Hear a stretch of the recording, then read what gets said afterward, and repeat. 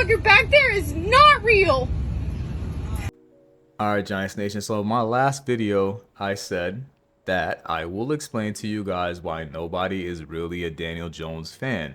And this is not a Daniel Jones hate video. I'm actually going to compare him to a Duke basketball player, and not the one you're thinking. Some of you guys are Knicks fans and you're probably thinking about RJ Barrett, and you would be wrong. I get it, RJ Barrett got traded, and you would love to see Daniel Jones get traded if you don't like Daniel Jones, but that's not who I'm going to compare him to. This fan base of the New York Giants is massive, and a lot of us are not Knicks fans, despite what people think. You would think, okay, New York is a great sports town. Everybody is New York this. No, some of us are Laker fans. Some of us are other fans. For me, I'm a Miami Heat fan. I've met people with that same dynamic because common sense. A lot of people move from New York to Florida. It's very common. I've actually spent more time in Florida than Brooklyn, where I started watching the NFL. My dad is a New York Giants fan prior to me, and he is the one that basically said, hey, let's watch the New York Giants. This is now your team, and that's the football team we watch, and that's the football team that we share. And so I'm a Giants fan, but I'm also a Miami Heat fan. And with that said, the Duke player, or former Duke player, that Daniel Jones reminds me of is Justice Winslow. So just like Justice Winslow, Daniel Jones has people who you think are his fans telling you that they feel like if we gave him a chance, he will play well, or if he's healthy, he'll play well.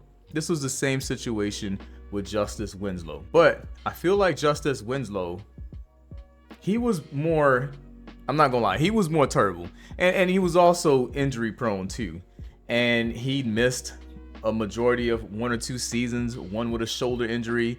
Same situation. I've never been a fan of Duke players. I don't like Duke basketball players, but the new Duke basketball players are being built different, man. They're getting all the top high school recruits, and so that has kind of changed for basketball. But for a long time, I hated Duke players because they always tend to get hurt. Example would be Kyrie Irving prior to him winning his championship. He would get hurt all the time, and I was saying to myself, I feel like he's a good basketball player, but he's always hurt. I feel like even Brandon Ingram has been in that situation where he's been hurt. So I can think of a lot of Duke basketball players that are hurt, but football players, you can't really think of too many Duke players outside of Daniel Jones. Historically, they just haven't been a school that have really good players. And a lot of people compare Daniel Jones to Brown, but Brown was a good college player. Like if you look at his stats, he was obviously much better than Daniel Jones in college, but a terrible NFL player.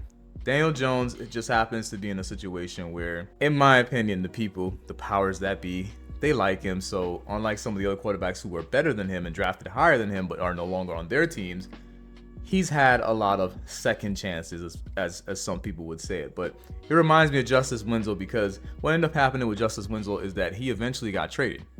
Miami Heat, if I'm not mistaken, picked up his 5th-year option, and people were just like, oh, see, they want to keep Justice Winslow around, and they ended up trading him. And once he got traded and he got hurt again on his new team, people just forgot about him. I've never seen somebody walk around with a Justice Winslow jersey in South Florida. And there's 3 counties in South Florida. The whole market is actually Miami, even though people down here don't like it when you call West Palm and Broward Miami. They're all Miami. Nobody's walking around with a Justice Winslow jersey, but when he was on the team, you have people who are like the people who defend Daniel Jones all the time. They go to bat for players that are on their team, even if it doesn't make sense to you, because you feel like, okay, well, I'm the type of fan that needs to be critical, which is okay. But some of y'all are only critical about one player, which is Daniel Jones. You're never critical about any of the other players that suck, just Daniel Jones. But I say this to say that I don't believe that there's anything as a Daniel Jones fan, meaning that if you were to go to another team, you're going to be tuning into that team's game to watch Daniel Jones if he's the starter. I just feel like what's going to happen is if he goes to another team in the future, let's just say he plays well, but the Giants still decide to part ways and he goes to another team, people are just going to check in every now and then, maybe check a box score to see if he played well. If he doesn't play well, you'll never hear anything about Daniel Jones again. If he plays well, you might hear somebody say, see, man, I knew Daniel Jones had some potential. I'm sure they did the same thing with Baker Mayfield, who I honestly don't think is that good. I just think he has two really good wide receivers to throw to. You could say he's better than Daniel Jones, but that doesn't mean much. He was a former #1 pick. But classic example, I'm sure somebody in Cleveland's like, oh, I told you that Baker Mayfield actually has some talent. It's going to be the same thing with Daniel Jones. New team, never hear about him again. It's not going to be anybody saying, man, I was a big Daniel Jones fan. They just won't talk about him. Some people probably troll and say, remember we had a quarterback, Daniel Jones? If we get a new quarterback and he's significantly better than Daniel Jones, a lot of y'all will just forget this Daniel Jones era. Some of y'all, because y'all always want to be right, would be like, see, we got a new quarterback. I told you Daniel Jones was the problem. And no one's going to care. No one's going to care. So I will say, though, I do find it interesting that we have giant content creators who have actually made a living off of just making like a fan club off of hating Daniel Jones. I think it's hilarious because it's a good way to monetize your stress, because a lot of y'all stress over Daniel Jones. That could never be me. But if you're monetizing it, I respect that though. I respect your hustle. At least you could stress in a group together and make money off of the other people that are stressing. I like it. It's a smart business move. So I'm gonna wrap this video up by saying that there is no such thing as a Daniel Jones fan. You may want to see Daniel Jones succeed because he's the starting quarterback, but realistically, I don't care how hard you bat for Daniel Jones. You are not a Daniel Jones fan. I don't care if you have all Daniel Jones merchandise. I promise you, if the Giants moved on from Daniel Jones, you will not shed a tear.